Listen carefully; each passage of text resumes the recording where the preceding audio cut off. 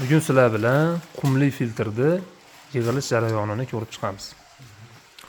O'rtacha xuddi shunaqa narsalar chiqadi, modeliga qarab, biroz ko'rinishi farq qilishi mumkin, lekin xuddi shu detallar chiqadi. Birin-ketin nimaga ulash kerakligini ko'rsatib o'tamiz. Birinchi bo'lib, mana bu zapchasimizni bu qumni paqirib turadigan idishni motorga bir-biriga kiygizib olamiz. Xuddi shu ko'rinishda o'zi qolib bo'lib tushadi. Keyingi ishimiz mana bu qumli paqirini mana shu joyda chiqib turgan joyi bor. Mana shuni bu teshikka kiygizib solamiz. Va ichida xuddi shunaqa zapchasi bor. Buni joyi mana shu joyda hisoblanadi. Bizda basseynga ulanuvchi qismlari bo'ladi filtrimizni. Biri bu ko'rinishda, biri mana bunaqa teshikli ko'rinishda bo'ladi. Bunisi suvni tortib oladi, bunisi esa suvni qaytarib chiqarib beradi. Mana bu joyda rasmini ko'rsatib qo'ygan. Mana shuni bu joy. Basseynimizda ikkita teshik bo'ladi. Biri pastroqda, ikkinchisi ozgina yuqoriroqda bo'ladi. Pastki qismiga buni, yuqori qismiga buni ulaymiz. Mana bu joyda kichkina zapchasi bor. Buni o'rni mana bu yer. Faqat basseynga qo'yib bo'lgandan keyin buni ulab qo'yamiz. Hozir buni ko'rsatib o'tamiz. Mana ulanishi mana shunaqa ko'rinishda bo'ladi. Rezinkasini basseynning ikki tomonida qoldiramiz. Hamda tomonda mana bu ham oddiy. Mana shu sannisini yo'qotib qo'ymaslikka qattiq e'tibor berasizlar. Va mana bu filtrimizga ulanuvchi, shilay ulanuvchi qismi. Filtrimizning bu qismini mana bu qismiga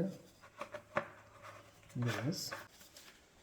Va buni paqirni ichki qismiga joylashtiramiz va mana shu maksimal yozuvigacha qum solamiz. Xohlasak minimalni maksimalni o'rtasiga solsak ham bo'laveradi. Faqat mana buni ustini biron nimada yopib olib turamiz. Buni ichiga qum kirib ketmasligiga jiddiy e'tibor beramiz. Filtrimizni suv chiqadigan tomonini ham xuddi shunaqa ulaymiz. Rezinka ichki tomonda olishini ta'minlaymiz.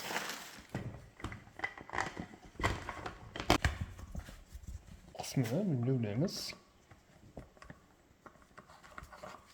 Va mana bu kichkina zapchasini mana bu joyda o'zining teshigi bor.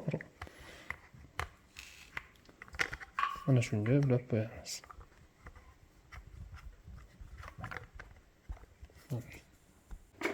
Filtrimizni mana bu qismida drenaj tizimi, ya'ni suvni chiqarib yuborish uchun mo'ljallangan joyi bor. Bu qopqoq doimiy yopiq turadi. Biz buni vaqtinchalik yopib turamiz hamda mana bu filtrimizning ichki qismiga yopib turamiz, qum kirib ketmasligi uchun. Keyingi ishimiz buni qum bilan to'ldirish bo'ladi. Qum bilan to'ldirish jarayoni.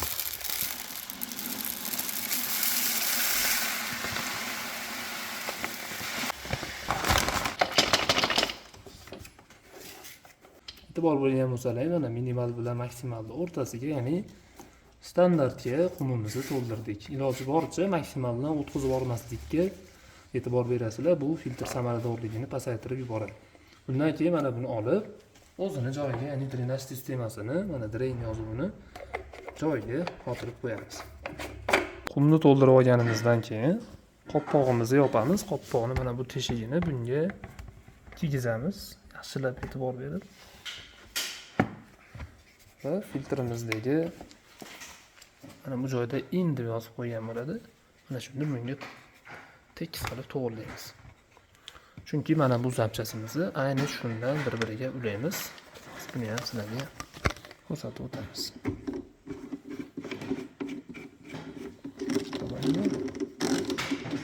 Tomonini esa mana bunga xuddi shu ko'rinishda ulaymiz.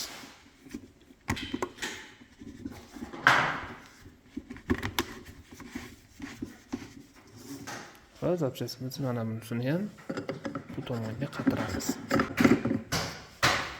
Albatta bularni yaxshilab qatirib chiqamiz. Biz hozir videoda sizlarga tushunarli bo'lishi uchun qilyapmiz.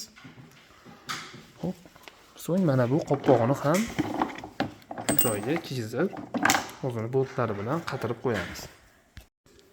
Basseynimizni shilanglarini ulab olamiz.